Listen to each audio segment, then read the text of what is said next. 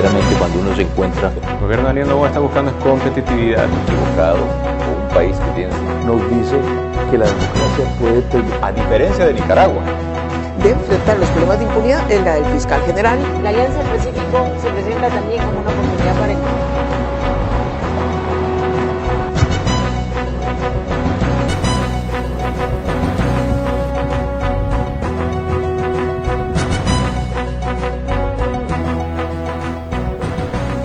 Cordiales saludos a quienes nos ven a través de la señal de Vito TV en el Ecuador, por OnePlus TV en el Ecuador y en el mundo y por las redes sociales como YouTube.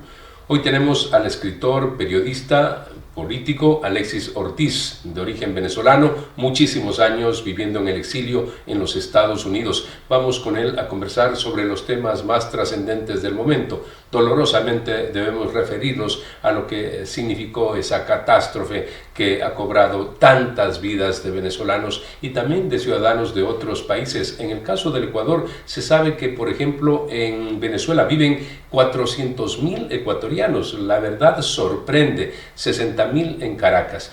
Gracias por permitirnos una vez más dialogar contigo, Alexis, pero ¿cómo se puede concebir esta situación a los graves problemas que vive Venezuela, de la naturaleza, provocado por la naturaleza, como el terremoto? Hermano, quiero comenzar por felicitar a nuestros hermanos ecuatorianos, ya que estamos hablando para el público ecuatoriano, por ese triunfo clamoroso sobre la selección de Alemania. Ustedes no saben, hermanos de Ecuador, la emoción que nos produce a todos los latinoamericanos ese triunfo de ustedes. Fue algo lindo realmente. Bueno, fíjate, Fernando, y con respecto a esa cuestión de la tragedia que está viviendo Venezuela, fíjate tú qué cosa tan curiosa, ¿no? Son dos momentos de la tragedia. El momento del día antes hacia atrás del doble terremoto, lo que llaman el doblete sísmico, como lo llaman los expertos, del doble terremoto, un terremoto de 100.1 en la escala de Richter y otro de 100.2 en la escala, también en la escala de Richter, que tuvieron un efecto sumamente destructivo. Pero antes de eso venían corriendo casi 27 años de destrucción severa, masiva, continua del país. El nivel de destrucción en que estaba el país el día en que aparecieron los terremotos era algo espeluznante. Mira, Fernando, cuesta trabajo que la gente entienda que un país que en 1998-99, cuando llegó la narcodictadura encabezada por Hugo Chávez Frías, era uno de los países más prósperos, si no el más próspero de Latinoamérica, hoy se haya convertido en una ruina total, económica, política, moral, lo que llama el experto cubano Dagoberto Valdés. Se había logrado lo que él denomina con un nuevo concepto, que es el de daño antropológico. El país estaba destruido y todo esto generado a propósito. Con deliberación. Es lo peor de todo, estamos hablando de seres humanos. Exactamente, y estás diciendo algo muy valioso y muy atinado y muy justo, ¿no? Y es que hubo una deliberación para acabar con las fuerzas productivas del país, con la inteligencia del país, con la clase media, para ellos poder dominar el poder. Los ecuatorianos tienen alguna experiencia en eso, porque tuvieron un presidente sumamente corrosivo también, que fue ese señor Correa, que anda de prófugo de la justicia. Pero en Venezuela la destrucción fue total. No hay nada que funcione en Venezuela. La corrupción fue la más desenfrenada quizás de la historia de la humanidad. Hay un monto que se dice a nivel internacional, 270.000 millones de dólares que se habían robado desde el año 98, que asumió, 99, que asumió Chávez la presidencia. Bueno, es una cifra que se dice, pero como no hay estadísticas en el país, como no hay manera de cuantificar el daño, hay gente que dice que el robo descarado que hicieron, el despilfarro tan absurdo que hicieron, se eleva a los 900.000 millones de dólares. O sea que entre 270.000 millones que dicen uno y 900.000 millones de dólares está el robo, la destrucción total, el disparate total que fue lo que ha sido la dictadura, porque la dictadura sigue. Estas cifras, para que la gente lo entienda, porque Venezuela producía en el año 98 3,5 millones de barriles de petróleo. Luego fue decreciendo la producción, pero ahí está el dinero, ese dinero que se robaron. Sí, él producía 3,5 millones de barriles de petróleo al año y el programa era para, en unos pocos años, producir 5 millones de barriles de petróleo al año, de barriles de petróleo al día. ¿Y qué ocurrió? Que con la destrucción de PDVSA, la industria petrolera, fue disminuyendo hasta terminar en 600.000 barriles de petróleo al día, un desastre total. Ahora, ¿qué pasa? Frente a ese desastre total, frente a esa situación ruinosa del país, aparecen estos dos terremotos. ¿Qué ocurre con estos dos terremotos tan devastadores? Ocurre que está viviendo en este momento Venezuela una situación espantosa, porque estos gobiernos, que además de ladrones son absolutamente incompetentes, la impericia de estos gobiernos hace que no han sabido cómo reaccionar frente a los terremotos. Hay una cantidad innumerable, hasta este momento no se ha dicho con certeza. Eso es lo que dicen, ¿no? Pero podrían ser muchos más. Pero peor todavía. Ellos dicen, por ejemplo, fíjate tú, perdona que te interrumpa, Fernando, ellos dicen, por ejemplo, que hay más o menos unos 270, 260, 300 desaparecidos, pero las primeras mediciones que han hecho organizaciones acreditadas piensan que los desaparecidos pasan de 30.000, podrían ser 40.000, o sea que es un desastre, no saben ni siquiera, no tienen cifras, no tienen estadística, todo es un desorden, una absoluta anarquía ese gobierno. Pero además de la anarquía, además que no han sabido responder, las Fuerzas Armadas y la policía, que solo sirven para reprimir a la gente inocente e indefensa, no han sabido responder frente a la catástrofe. Al extremo que es el pueblo mismo con sus propias manos, sin herramientas, sin bomberos, sin policías, sin militares, sin ningún tipo de apoyo, el pueblo mismo que está respondiendo. Inicialmente se manifestaron de manera solidaria los países, 17 al inicio, entregando pues, digamos, ayuda humanitaria, pero se negaban los miembros del régimen de los hermanos Rodríguez, se negaban, decían que ellos pueden por sí solos. Se negaban a recibir esa ayuda internacional de los Estados Unidos. Hace 20 y pico de años hubo una inundación terrible allá en La Guaira también, y cuando Chávez le ofrecieron la ayuda internacional, incluso barcos norteamericanos que estaban en marcha hacia Venezuela para ayudar, entonces él con esa arrogancia estúpida rechazó la ayuda internacional, y esta gente, para esconder el desastre de su administración, también están rechazando la ayuda internacional.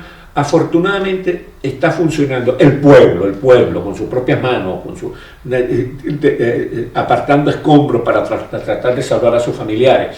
La solidaridad social ha sido extraordinaria y hermosísima, cómo el pueblo ha reaccionado frente a esta tragedia, el sentido de humanidad de la gente. Los canallas son ellos, fíjate tú, no solo rechazan la ayuda internacional, sino que están tratando de impedir que las organizaciones sociales, por ejemplo María Corina Machado, que es la líder legítima del país, ha estimulado a la gente para que se organicen, para enfrentar esta tragedia, ya que el gobierno no lo puede hacer. Entonces el gobierno trata de impedir la organización de la gente para enfrentar la tragedia.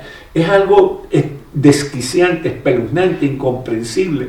Uno no puede entender cómo pueden ser tan bellacos, cómo pueden ser tan canallas, cómo pueden ser tan indolentes, cómo pueden no tener el más mínimo de sensibilidad social, cómo es posible que para mantenerse en el gobierno sean capaces de esas barbaridades.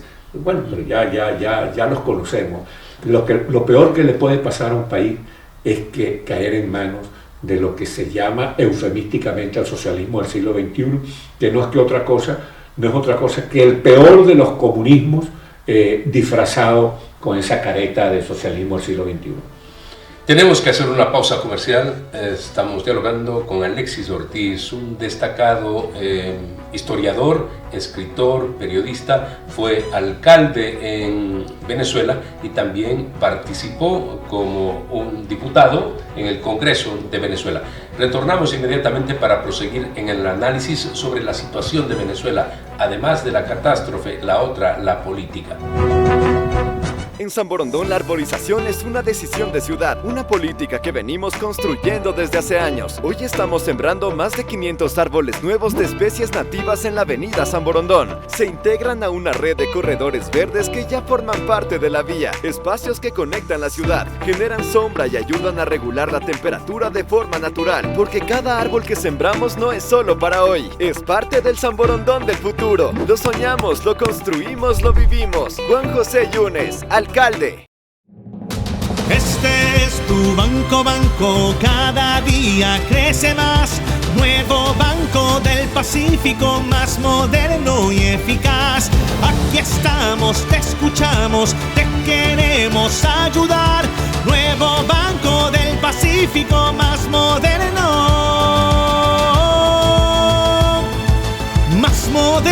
y eficaz.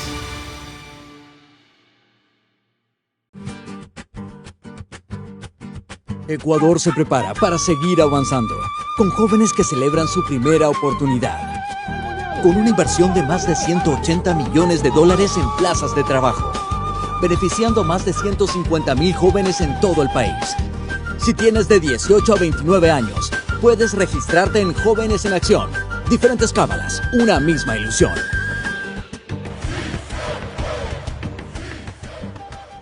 Las grandes historias se ganan en la cancha. Empezamos cuesta arriba con el marcador en contra, pero los grandes equipos no se rinden. Remontan. Hoy los jóvenes entran a la cancha. Honramos a quienes ya lo dieron todo. Tendemos los puentes que nos conectan y defendemos con firmeza cada frontera. Y el marcador empieza a moverse a favor. Porque cuando los 18 millones jugamos unidos, ningún resultado está escrito. Y hoy jugamos por Ecuador. En San Borondón la arborización es una decisión de ciudad, una política que venimos construyendo desde hace años. Hoy estamos sembrando más de 500 árboles nuevos de especies nativas en la avenida San Borondón. Se integran a una red de corredores verdes que ya forman parte de la vía, espacios que conectan la ciudad, generan sombra y ayudan a regular la temperatura de forma natural, porque cada árbol que sembramos no es solo para hoy, es parte del San Borondón del futuro. Lo soñamos, lo construimos, lo vivimos. Juan José Yunes, alcalde. Este es tu banco, cada día crece más. Nuevo Banco del Pacífico, más moderno y eficaz. Aquí estamos, te escuchamos, te queremos ayudar. Nuevo Banco del Pacífico, más moderno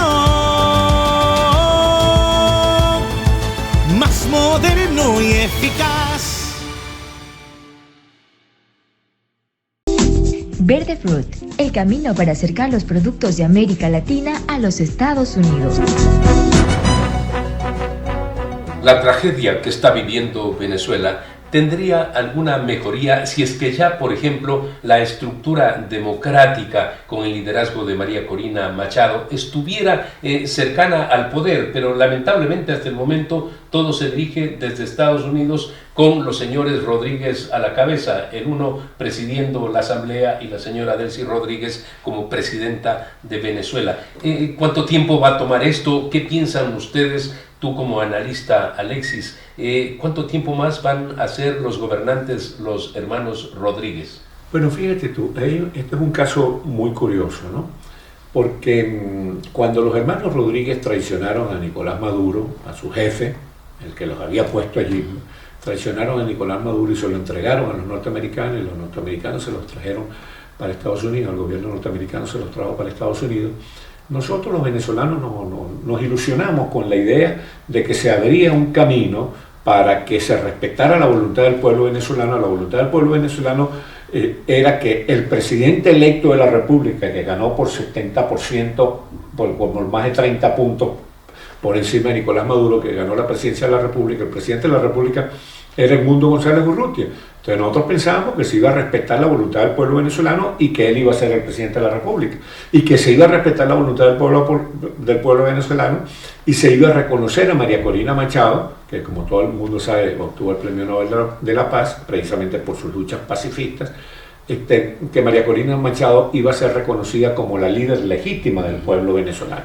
Pero no, ocurrió que el gobierno norteamericano resolvió que siguiera la narcodictadura en el poder, que siguiera Delcy Rodríguez, que es la vicepresidenta usurpadora designada por Nicolás Maduro, y siguiera Jorge Rodríguez, su hermano, que después de todo es el jefe de ella, porque ahí realmente quien manda es Jorge Rodríguez. Ella es una muchacha de mandado de Jorge Rodríguez y de Donald Trump, porque eso es lo que son. Entonces, que siguieran ellos en el poder. Eso nos causó a nosotros una gran decepción, un terrible desaliento, porque ahora en el país la narcodictadura sigue absolutamente incondicional al gobierno norteamericano, recibiendo órdenes vergonzosas. Ellos pasaron de ser furiosamente antiimperialistas, anti-norteamericanos, y Trump era un ogro, y Biden era un ogro, y Obama era un ogro, y bueno, Chávez llegó a decir en un discurso que el presidente Bush olía a azufre, era el diablo. Por cierto, en una cumbre de las Américas se expresó eso. Sí, señor, y en la ONU. En la ONU. Y te tengo que decir algo porque que es importante que se sepa. Nosotros no somos pro-norteamericanos. Precisamente yo voy a cumplir ahora en agosto 22 años en el exilio. Por un artículo que escribí en uno de los periódicos de mayor circulación en Venezuela. El artículo se llamaba Somos pro-norteamericanos. Y escribí ese artículo precisamente porque Chávez le había dado una golpiza horrible, desconsiderada, estúpida al presidente de Estados Unidos, George Bush. Entonces yo le expliqué, que lo trataba muy mal. Exacto. Entonces yo expliqué en ese artículo que nosotros éramos pro-norteamericanos, que nosotros nos sentíamos identificados con la democracia norteamericana, que era la locomotora de la democracia mundial, que Estados Unidos era nuestro principal proveedor y nuestro principal cliente, que no podíamos ser anti-norteamericanos. Bueno, cuando a Chávez le leyeron ese artículo, se indignó y en su programa Los Presidentes me atacó furiosamente 2 veces, y sus lacayos, porque esos presidentes no tienen colaboradores sino lacayos, se dedicaron a perseguirme y a perseguirme hasta el extremo que me obligaron a tener que salir al exilio. Tuviste que salir, y es cuando conocí a Alexis Ortiz, una de las primeras personas como funcionario importante de su país que tuvo que venir a la ciudad de Miami. Esto antes o coincidente con el ingreso ya en la política de Rafael Correa, y advertí a Alexis Ortiz en ese entonces, y yo ponía estos programas al aire en el Ecuador y decía: cuidado, permitan que Correa llegue y haga lo mismo que Chávez. Sí, señor, afortunadamente. Y los ecuatorianos votaron por Correa. Sí, ¿no? y también votaron por Hitler los alemanes y por Mussolini los italianos. O sea, pero gracias al Señor y a la Virgen la nuestra allá de Oriente Venezuela, que es la Virgen del Valle, gracias al Señor que los ecuatorianos pudieron salir de esa calamidad que era el señor Correa. Gracias a Dios. Y nosotros tenemos la gran esperanza de que Ecuador se encamine, supere los problemas de narcotráfico y de inseguridad, se encamine y vuelva a ser un país emblema para el resto del continente. Eso es lo que le pedimos al Señor. En el análisis que estamos haciendo sobre el presente político y el futuro de Venezuela, decíamos, el presidente Donald Trump dirige a la señora Delcy Rodríguez y al hermano Jorge Rodríguez. Pero llegó una delegada, diríamos, o con el apoyo de Estados Unidos, quien fue en el 2015 la presidenta de la Asamblea. Ganó la oposición en ese entonces. Ella tuvo que salir también del país, estaba exilada acá en los Estados Unidos, y ella regresa con cierto liderazgo según la calificación que le da los Estados Unidos. ¿Cómo se interpreta esto, y qué mejor cosa que lo hagas tú, Bueno, Alexis? lo interpretamos de esta manera. Te lo voy a decir con cuidado porque no queremos polemizar con ella. Ella hizo una operación con los Estados Unidos y no le consultó a la líder del pueblo venezolano, que es María Corina Machado. Fue algo desconsiderado de parte de ella. En todo caso, no la descalificamos, no nos oponemos a nada que pueda conducir hacia una transición democrática en el país. Solo que ella actuó de una manera desconsiderada, pero ella es una venezolana respetable. Claro, ella dice que va a reconstruir lo que sería el sistema electoral. Ella no puede reconstruir nada, porque quien puede reconstruir o no reconstruir en Venezuela es en primer lugar el pueblo venezolano, y en segundo lugar la líder legítima del pueblo venezolano, que es María Corina Machado, y el presidente legal de Venezuela, que es Edmundo González Urrutia. Entonces salirse de allí es algo sumamente peligroso, porque actuar fuera de ese marco conduce a que se retrase la verdadera transición democrática en el país. Y podría ocurrir que no hubiera elecciones este año, podría ocurrir que se mantenga esta situación de tutelaje de Venezuela por parte del gobierno norteamericano, esta situación un poco incómoda, rara, en la cual el presidente Trump dice que nosotros somos el Estado 51 de los Estados Unidos. Da algunas declaraciones, nosotros respetamos mucho a los presidentes de Estados Unidos, al presidente Trump, pero algunas veces dice cosas humillantes para nosotros, ¿no? Pero nosotros desde luego no queremos rivalizar con el presidente Trump ni con nadie, estamos muy agradecidos por el apoyo norteamericano de republicanos y demócratas, estamos muy agradecidos por la solidaridad mundial, no solo en esta tragedia sísmica que está viviendo Venezuela, sino desde siempre. La gente democrática de Ecuador, de Bolivia, de Perú, de Chile, de Argentina, la unidad europea han sido muy solidarios con la democracia venezolana y nosotros estamos muy agradecidos. Lo que sí tenemos una preocupación que te la quiero decir, mi hermano querido, ¿entiendes? Y es que la gente en Venezuela, antes del terremoto, ya estaba desesperada de tanta humillación, de tanta hambre, de tanta persecución, de tanto atropello, de tanta tortura, de tanto asesinato por parte de este gobierno. Ya estaba desesperada.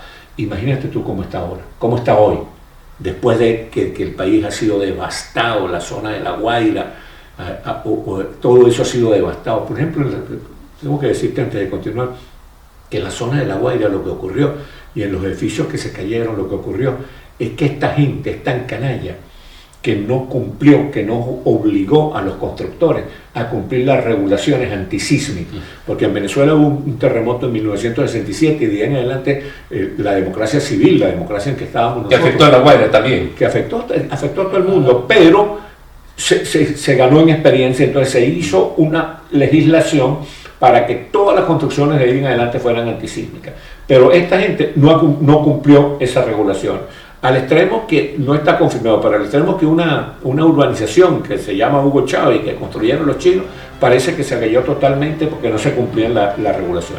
Ahora, pero volviendo a lo anterior, te quiero decir... Tenemos que hacer un corte comercial. Retornamos para proseguir en este importante, interesante análisis sobre la situación de Venezuela. Al inicio, sobre la catástrofe, pero la catástrofe política, esta que requiere de más análisis, de preocupación de la comunidad internacional. En estos momentos hay un silencio frente a las decisiones que ha tomado Estados Unidos. Retornamos. Cuando juega el Ecuador, aparecen las costumbres de siempre. El mismo pie primero, la misma pulsera, la camiseta en la misma pared, la fe pintada en la cara y colgada en el pecho. Porque mientras millones de ecuatorianos se preparan para alentar, Ecuador también se prepara para seguir avanzando, con jóvenes que celebran su primera oportunidad y con quienes lo dieron todo, recibiendo lo que merecen. Millones de cábalas, un solo Ecuador. En San Borondón la arborización es una decisión de ciudad, una política que venimos construyendo desde hace años. Hoy estamos sembrando más de 500 árboles nuevos de especies nativas en la avenida San Borondón. Se integran a una red de corredores verdes que ya forman parte de la vía, espacios que conectan la ciudad, generan sombra y ayudan a regular la temperatura de forma natural, porque cada árbol que sembramos no es solo para hoy, es parte del San Borondón del futuro. Lo soñamos, lo construimos, lo vivimos. Juan José Yunes, alcalde. Ecuador se prepara para seguir avanzando, con jóvenes que celebran su primera oportunidad, con una inversión de más de 180 millones de dólares en plazas de trabajo, beneficiando a más de 150,000 jóvenes en todo el país. Si tienes de 18 a 29 años, puedes registrarte en Jóvenes en Acción. Diferentes cábalas, una misma ilusión.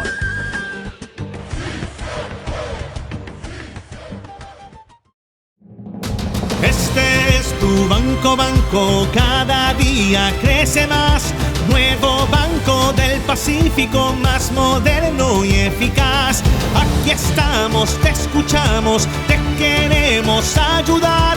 Nuevo Banco del Pacífico, más moderno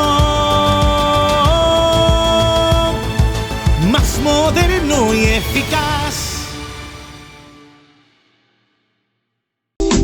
Verde Fruit, el camino para acercar los productos de América Latina a los Estados Unidos.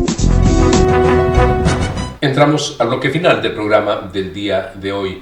Es necesario descifrar qué es lo que va a suceder con el futuro de Venezuela, ese deseo de volver a la democracia. Hay un presidente que fue elegido, una líder que ganó un premio Nobel de la Paz, un gobierno de Estados Unidos que tutela a los hermanos Rodríguez, la señora Delcy Rodríguez, que va en misión presidencial, supuestamente a buscar inversión, se va a países, ¿no?, en el Asia, y todo eso confunde más, me imagino, a los venezolanos, que tenían un cronograma diferente.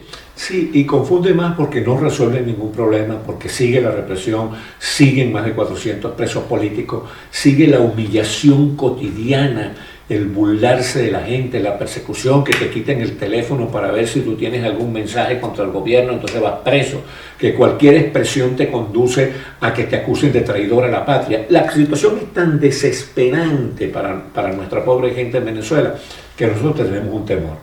Primero, el temor de que no haya elecciones cuanto antes y no tengamos un gobierno legítimo para la transición, una transición en la cual un gobierno que seguramente si hay elecciones lo va a ganar arrasadoramente María Corina Machado, un gobierno que va a permitir la reconstrucción pacífica, la reconciliación del país, porque nosotros nos vamos con la voluntad de revancha, de perseguir chavistas, no, nosotros vamos a reconstruir el país y que las leyes, los jueces decidan quién debe ser castigado o no, pero nosotros no nos vamos a tomar justicia por nuestra propia mano, nosotros vamos a tratar de pacificar, de reconciliar al país con María Corina Machado al frente de la República.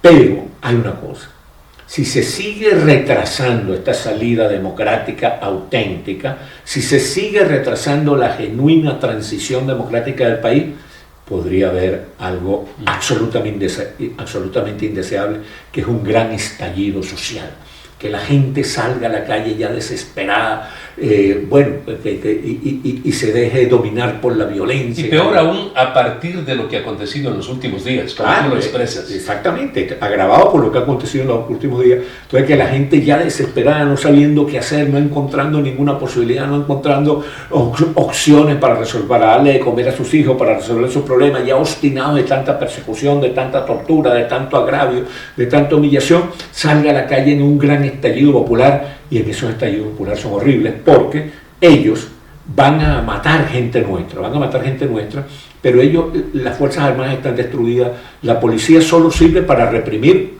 a pequeños grupos y a gente indefensa, pero si salen millones de personas a la calle, no van a poder, matarán 10, 15 mil personas, pero no van a poder detener ese proceso. Y nosotros tenemos un temor, que es que la gente tan ofendida decida vengarse de los chavistas y quemarle las casas y esas cosas. Y entonces la única persona que podría detener ese desenfreno de la violencia se llama María Corina Machado.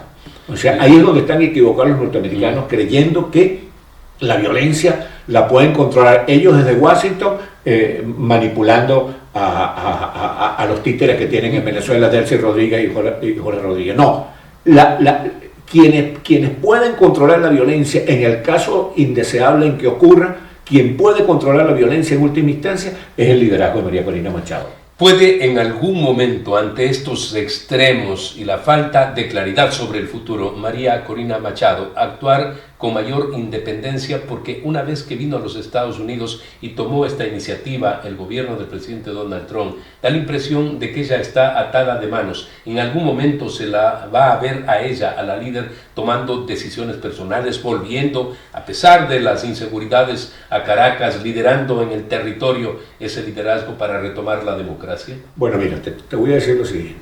Yo no puedo hablar, soy muy amigo de María Corina Machado y de su familia, pero no puedo hablar en representación de ella porque no estoy... Sí, te pregunto a ti lo que tú sientes y piensas, como tantos otros venezolanos. Como político, como periodista independiente en este momento, bueno, que acepto y apoyo y me emociona el liderazgo de María Corina Machado, pero no se le pueden pedir, no se le pueden hacer reclamos a María Corina Machado por algo que yo diga. La opinión mía es que María Corina Machado está haciendo un gran esfuerzo para regresar a Venezuela sin entrar en conflicto con el gobierno norteamericano. una postura inteligente de su parte, una postura patriótica, porque ella no quiere... Se nota además. Ella no quiere complicar, me imagino yo que ella no quiere complicar las cosas para que se resuelva una salida democrática genuina para Venezuela. Estoy seguro de que ella va a regresar muy pronto, va a procurar hacerlo sin entrar en conflicto con el gobierno norteamericano, y cuando ella regrese a Venezuela, yo estoy absolutamente convencido de que las cosas van a comenzar a cambiar para bien. La gente se va a entusiasmar muchísimo, le va a producir una gran emoción a la gente el regreso de María Corina Machado. Los norteamericanos van a entender que nosotros no somos antinorteamericanos, que queremos trabajar con ellos, pero respetando la legalidad venezolana, es decir, no siendo un Estado 51, siendo un país soberano que tenga unas relaciones amables y de igualdad con los Estados Unidos y con los demás países. Además, un país que va a un gobierno nuestro que yo me imagino que va a ser muy solidario con los otros países latinoamericanos, sobre todo muy solidario con los pueblos de Cuba y Nicaragua, que también están siendo muy maltratados por dictaduras castrochavistas. La postura que tiene María Elvira Salazar, Carlos Jiménez, Díaz Balar, ¿ellos podrían influir en algún momento en el gobierno americano para que se abra a lo que debe ser la reconstrucción democrática del país con los verdaderos líderes y con tanta gente que sufrió la persecución, que eran importantísimos políticos venezolanos? Ojalá puedan influir, ojalá puedan influir. Nosotros en mi caso sí, recuerda que yo soy un agente libre, soy un independiente. Es decir, hablo sin comprometer a nadie, pero en mi caso yo creo que nosotros tenemos que respetar un rasgo histórico de la democracia norteamericana, que es el bipartidismo. ¿Ya? Nosotros tenemos que tratar con igual afecto, con igual reconocimiento, con igual respeto republicanos y demócratas. Y queremos de republicanos y demócratas solidaridad y comprensión, porque nosotros los queremos a ellos y queremos que ellos nos quieran a nosotros también. Alexis, muchas gracias. Es un gran placer, hermano. Amigos, recuerden ustedes que la próxima semana tienen una cita en Fernando Aguayo, América, a través de Vito TV en el Ecuador, por OnePlus TV en el Ecuador y en el mundo, y por las redes sociales. Este programa ha sido lanzado desde la ciudad de Miami, Estados Unidos.